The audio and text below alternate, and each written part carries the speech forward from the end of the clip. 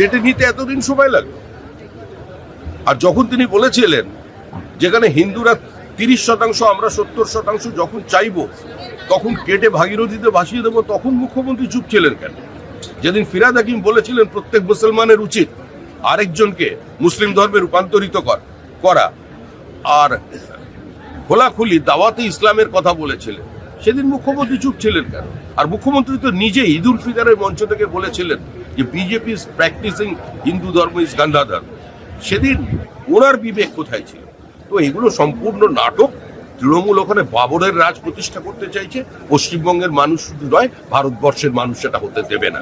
আর এটাই যদি চলে, যদি এখানে বাবরিরই রাজত্ব চলবে, তাহলে মনে রাখবেন আদিনা মসজিদ, যেটা আদিনাথের মন্দির ভেঙে তৈরি হয়েছিল, কাটরা মসজিদ অতীতে জানিয়ে বিতর্ক হয়েছিল, আবার তার কবর করা হবে। সেটা আমার মনে হয় না কোনো সুস্থ সমাজ সেটা কাছে সেটা কম। এটা কলকাতা শহরের প্রত্যেকটি মানুষ জানেন, যেটা বিমান চলাচলের অসুবিধা, রানওয়ের এক্সপ্যানশন হচ্ছে না। এটা কোনো মন্দির মসজিদের বিষয় নয়। ওখানে যদি মসজিদ না থেকে কেউ একটি শনি মন্দির বানিয়ে রাখতেন, তা আমরা সেটাকেও বলতাম যে এই মন্দিরটাকে স্থানান্তরিত করার দরকার। কিন্তু পুরনো ধর্না, এটা দীর্ঘদিন ধরে চলেছে। এই ধর্নার বাইরে তৃণমূল কংগ্রেসের আর কোনো বক্তব্য নেই মানুষের সামনে। তৃণমূল কংগ্রেসের রাজত্বকালে পশ্চিমবঙ্গের ঋণ 7,71,000 কোটি টাকায় পৌঁছে গেছে যখন ক্ষমতায় এসেছিলেন, যেটা ছিল 1,91,000 কোটি টাকা। শিল্পপতিরা পশ্চিমবঙ্গ ছেড়ে চলে গেছে। রাজ্যে নতুন কোনো কর্মসংস্থান নেই। 5 লক্ষ সরকারি পদ ধ্বংস।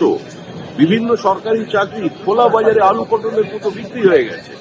প্রধানমন্ত্রী তো বলেছিলেন যে দু তরফের সেক্রেটারিদের নিয়ে একটা বৈঠক হবে এবং তাতে সমস্যার সমাধান হবে। কিন্তু তৃণমূলের ঘোষিত এজেন্ডা টাকা নেব, এটা আমার অধিকারের মধ্যে পড়ে, কিন্তু হিসাব দেওয়া আমাদের অভ্যাসের মধ্যে নেই। সেই কারণেই আজকে প্রান্তিক মানুষ বঞ্চিত হচ্ছেন, ফান্ড যাচ্ছে না। আর অনেক টাকা তো যাচ্ছে, সেগুলো খরচ করতে পারছে না। জল জীবন মিশন অর্ধেক টাকাও খরচা করতে পারে। আমি তো কোনো তাপ উত্তাপ দেখতে পাচ্ছি না।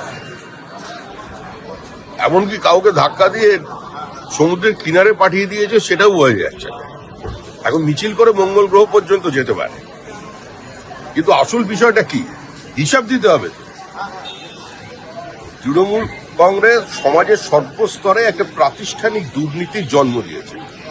পশ্চিমবঙ্গকে একটা খোলা বাজার বানিয়ে দিয়েছে, যেটা সারা ভারতবর্ষের মানুষ জানে।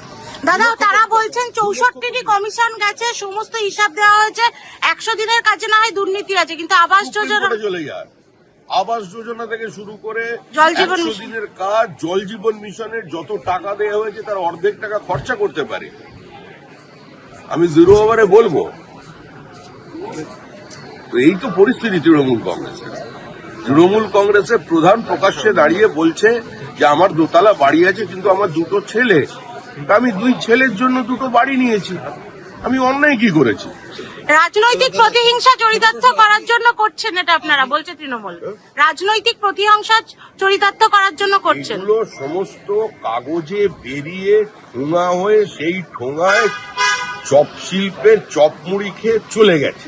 আর এগুলো চলে না। নতুন কিছু বলুন, যে কথা বলনি কোনোদিন, এবছর সেই কথা বল।